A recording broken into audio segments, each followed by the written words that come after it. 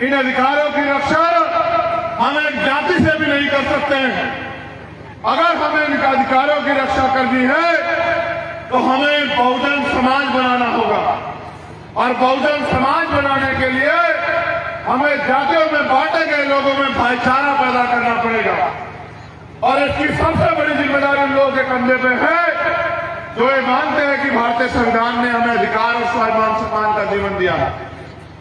इसलिए मैं आपसे अपील करता हूं कि यहां रहने वाले जिनकी आबादी 90% है मध्य प्रदेश में, दलित, पिछड़े, आदिवासी, जैन, सिख, बौद्ध, मुसलमान, ईसाई, इनमें भाईचारा पैदा करके इनको इकट्ठा करने का काम करो। आज संत गाडगे जी महाराज का परिनिर्वाण दिवस, उन्होंने नारा दिया कि एक रोटी कम खाना मगर अपने बच्चों को जरूर पढ़ाना।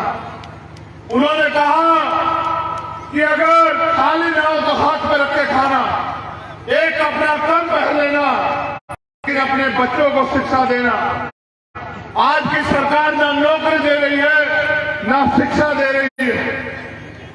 इन सरकारों के जरिए हमारे अधिकारों की सुरक्षा होना नामुमकिन है। इसलिए इनके झूठ और धर्म की बातों में आना भी हमारे लिए खतरे। बहुजन महापुरुषों के कारवा को आगे बढ़ाने का काम कर रहे हैं। उस कारवा को सींचने के लिए अगर खून की जरूरत पड़े तो हम लोग अपने खून का भी बलिदान करने के लिए तैयार हैं। लेकिन क्योंकि यहां लोकतंत्र है और राज व्यवस्था में जो लोकतंत्र है उसमें राज व्यवस्था वोट के जरिए तैयार होती है, वोट के जरिए प्राप्त होती है, तो मैं आपसे अपील करता हूं कि अगर आप स्वाभिमान सम्मान का जीवन चाहते हैं, अधिकारों का जीवन चाहते हैं, अगर आप यहां अन्याय अत्याचार को खत्म करना चाहते हैं, तो भीम आर्मी आजाद समाज पार्टी का साथ दीजिए। अब मैं आपसे पूछना चाहता हूं, दोनों हाथ उठा के बताएं कि क्या आप इस लड़ाई में हमारा साथ देने के लिए तैयार हैं? अगर तैयार हैं तो कुछ काम भी करना पड़ेगा। क्या आप काम करने के लिए भी तैयार हैं? तो अब मेरी बात पे गौर करो। आप सुबह से यहां हैं और यहां से आपको लंबी लंबी दूरी तय करके अपने घर जाना। कई लोग ऐसे हैं जो सर्दी का समय हो गया, जैकेट भी नहीं है। हमारे नौजवान साथियों से भी मैं कह रहा हूं, नेतागण से भी कह रहा हूं, जो मंच पे है उनसे भी और जो सामने उनसे भी, रोटी कपड़ा पाने के लिए संघर्ष करना पड़ता है, समय देना पड़ता है। जय भीम के नारे तो आप बहुत अच्छे लगाते हो और सड़क पे अपने जोश जुनून को भी बड़ी मजबूती से दिखाते हो, लेकिन अगर आप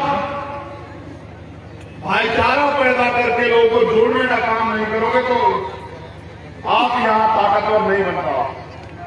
उन साथियों से भी कहना चाहता हूं जो नीला पट्टा डाल के घूम रहे हैं, अभी जब मैं आया तो 50 की संख्या में मेरे आगे समस्याएं आ गई, मुकदमे दर्ज है, कार्रवाई नहीं हुई। कई मामले जैसे थाने के जो जहां बैठे हैं वो कार्रवाई इसलिए नहीं हो रही क्योंकि यहां के अधिकारी कर्मचारियों को लगता है, मैं पूरे स्पष्टता से कह रहा हूं कि अभी तो भीम आर्मी आजाद समाज पार्टी सत्ता में नहीं आने वाली, तो इनके कहे से काम क्यों करोगे, इनके समाज को न्याय क्यों दिलाओगे? अगर आप मेरी इस बात को मान लें,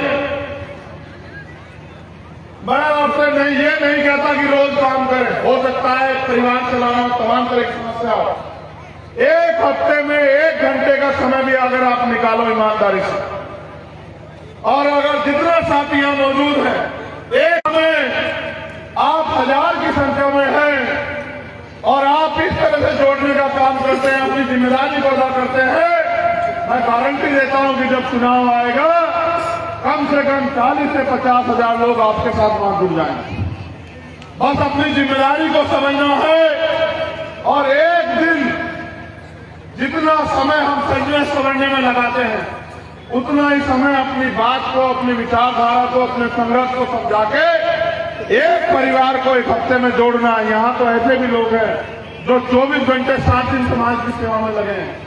जो व्यक्ति एक हफ्ते में 1 घंटे का समय देगा वो 1 साल में 300 500 लोगों को जोड़ने का काम करेगा। जो व्यक्ति 24 घंटे 7 दिन काम कर रहा है वो 30,000 लोगों को जोड़ने का काम करेगा। इस तरह से आपका संगठन मजबूत हो जाएगा, आपकी ताकत बन जाएगी। और जब आपके हिस्से में ताकत आएगी, आज मैं आपसे पूरी जिम्मेदारी से कह रहा हूं कि जो अधिकारी कर्मचारी आज हमारे लोग अन्याय करने का काम करते हैं, वो अधिकारी कर्मचारी आपके एक इशारे पे सलूट मारने का और आपको पूछ के काम करने का काम करेंगे। अगर साथियों स्वाभिमान सम्मान का जीवन चाहिए तो कीमत चुकाने के लिए तैयार रहो। तो कीमत यही है कि समय दो और गांव-गांव निकल के संगठन बनाने का काम करो, माताओं बहनों बुजुर्गों में भाईचारा पैदा करने का काम करो और समाज को भीम आर्मी आजाद समाज पार्टी के प्रति संगठित करने का काम करो। क्योंकि अगर आज प्रदेश में और देश में कमजोर वर्गों की कोई लड़ाई लड़ रहा है तो भीम आर्मी और आजाद समाज पार्टी लड़ रही है। मैं क्योंकि समय भी काफी हो गया है, मैं धन्यवाद देता हूं। मेरी भी ट्रेन है, मुझे बड़ी तेजी से निकलना है। एक एक कार्यकर्ता जिन्होंने सभा को सफल कराने के लिए मेहनत की, हमारे भीम आर्मी आजाद समाज पार्टी और बहुजन समाज के एक एक माता बहनें बुजुर्गों नौजवान साथियों और बच्चों का धन्यवाद करता हूं और पुनः आपसे उम्मीद करता हूं कि आप मेरी बात को मान के इस आंदोलन को आगे बढ़ाने का काम करेंगे। हमारी सामाजिक न्याय यात्रा का भी आगाज हो चुका है। 1 जनवरी 2023 से न्याय यात्रा संपन्न होगी। अब अपनी बात को खत्म करने से पहले मैं चाहता हूं कि आप मेरे साथ दोनों हाथ उठा के कुछ नारों को जो है मजबूत करें। बाबा